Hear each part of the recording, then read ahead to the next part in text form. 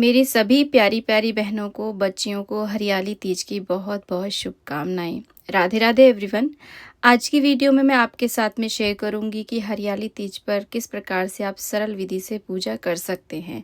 देखिए, सावन मास के शुक्ल पक्ष की तृतीया तिथि को हरियाली तीज का पर्व मनाया जाता है। जैसा कि इसके नाम से ही लगता है, हरियाली यानी कि इस दिन हरे रंग का बहुत महत्व है। प्रकृति की पूजा इस दिन की जाती है। गौरी माता की, पूरे शिव परिवार की इस दिन पूजा की जाती है।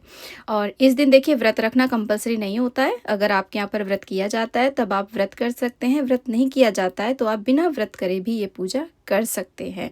तो तीज वाले दिन अच्छी तरीके से 16 श्रृंगार करें। अगर सुहागन है तो, कुंवारी कन्या है तो भी अच्छी प्रकार से मेहंदी लगाएं। हाथों में हरी हरी मेहंदी लगाई जाती है, हरे वस्त्र पहने जाते हैं और साथ में हरी हरी चूड़ियाँ भी पहनी जाती हैं।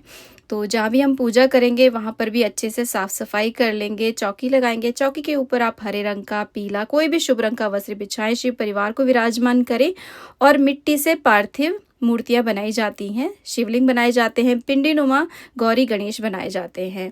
और देखिए, हमने यहाँ पर एक धूप दीप भी प्रज्वलित कर लिया है। उसके बाद में जल का छींटा दे करके स्नान का भाव करा देंगे, यानी कि जो हमने तस्वीर रखी है उनको भी हम स्नान करा देंगे। इसके बाद में हम अभिषेक शुरू करते हैं। तो सबसे पहले गणेश जी को गंगा जल से अभिषेक कराएंगे, गौरी मैया को और भगवान भोलेनाथ को। इसके बाद में हम पंचामृत से अभिषेक कराएंगे। आप कच्चे दूध से भी अभिषेक करा सकते हैं। पंचामृत में हमें क्या मिलाना होता है?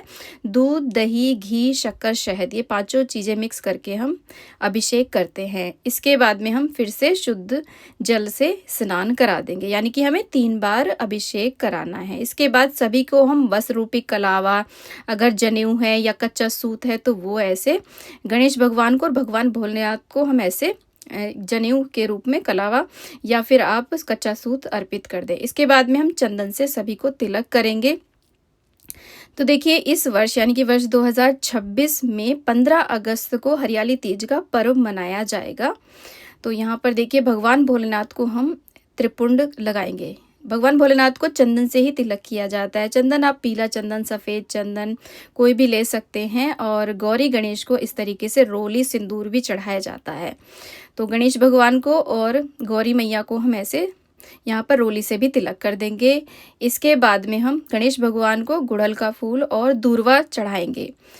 भगवान गणेश को गुड़हल का फूल यानी कि लाल फूल बहुत प्रिय है। गौरी मैया को भी हमने लाल फूल चढ़ा दिया। इसके अलावा गुलाब हो तो गुलाबी आप चढ़ा सकते हैं, या कोई भी फूल हो वो आप अर्पित कर दें। इसके बाद में जो तस्वीर में शिव परिवार है उनका भी हम साथ में ही पूजन करेंगे। सभी को चंदन से तिलक कर देंगे, भगवान भोलेनाथ को।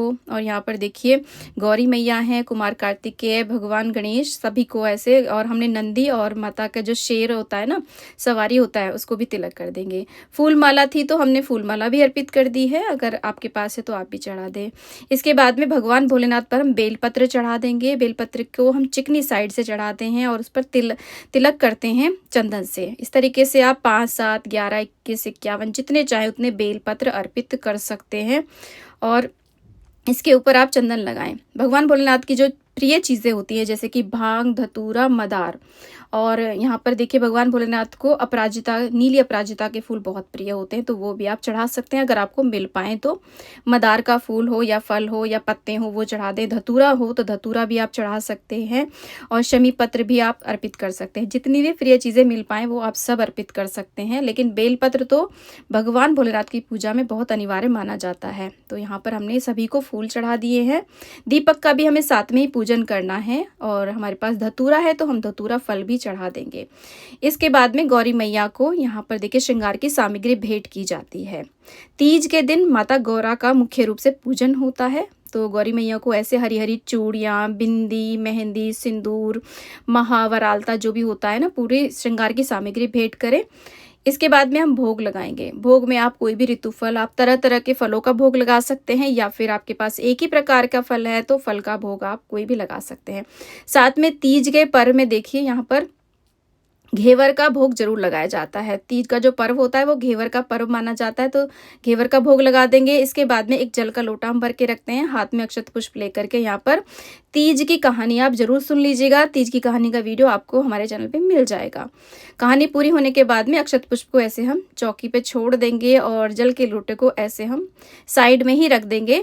इसके बाद में आपका जो सिंदूर दान हो उससे माता गौरा को सुहाग हम इस तरीके से देते हैं। आप चाहे तो देखिए नई डिब्बी सिंदूर की खरीद के लेके आए ना, उससे भी सुहाग दे सकते हैं, माता से सुहाग ले सकते हैं। तो सिंदूर ऐसे चढ़ा दें और उसके बाद में जो सिंदूर हो माता से आशीर्वाद स्वरूप आप अपने माथे पे जरूर सजा लें।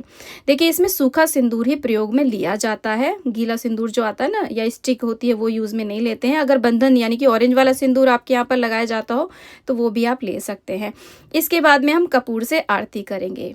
ऐसे देखिए, अगर आप पूजा को थोड़ा सा और विस्तृत रूप में करना चाहते हैं तो यहाँ पे कलश की स्थापना भी कर सकते हैं। आज मैं बहुत ही सरल पूजा विधि आपको बता रही हूँ, तो सुबह शाम जब भी आपको समय मिले तब आप इस पूजा को कर सकते हैं। इस तरीके से हम देखिए प्रार्थना करेंगे अपनी मनोकामना की पूर्ति के लिए और पूजा में रही कमियों के लिए हम क्षमा याचना कर लेंगे। और देखिए पूजा की पूर्णता के लिए हम कुछ ना कुछ यहाँ पर दक्षिणा जरूर समर्पित करेंगे। तो ऐसे बहुत ही सरल विधि से आप हरियाली तीज का पूजन कर सकते हैं। तो फ्रेंड्स, सुहागिन महिलाएं अपने सुहाग के लिए इस घर में सुख समृद्धि के लिए इस व्रत पूजन को करती हैं और कुंवारी कन्याएं जो हैं वो सुयोग्य वर की प्राप्ति के लिए करती हैं। तीज का जो पर्व होता है, हरियाली तीज का जो पर्व होता है, उसे कन्याएं, बच्चियां, जो महिलाएं हैं, सुहागिन महिलाएं हैं, सभी मिलजुल करके बहुत ही धूमधाम से मनाती हैं। इस दिन झूला झूलने का भी बहुत महत्व होता है। हरे हरे वस्त्र पहने जाते हैं, हरे रंग की चूड़ियां पहनी जाती हैं और हाथों में मेहंदी जरूर लगाई जाती है। घर में पूड़ी पकवान बनते हैं। बहुत ही खुशियों का ये पर्व होता है। सभी महिलाएं एक जगह इकट्ठी होकर के झूला झूलती हैं। आज के दिन आप राधा कृष्ण को, भगवान लड्डू गोपाल को झूला अवश्य झुलाएं। तो बहुत ही ज्यादा खुशियों भरा ये दिन होता है। हरियाली तीज के पर्व की आप सभी को बहुत बहुत शुभकामनाएं। तो फ्रेंड्स, आज का ये वीडियो आपको कैसा लगा मुझे कमेंट बॉक्स में जरूर बताइएगा। वीडियो पसंद आया तो प्लीज वीडियो को लाइक, चैनल को जरूर सब्सक्राइब करिएगा और कमेंट बॉक्स में गौरी मैया की जय, भगवान भोलेनाथ की जय आप अवश्य लिखेगा। ओम नमः शिवाय। जय गौरी मैया।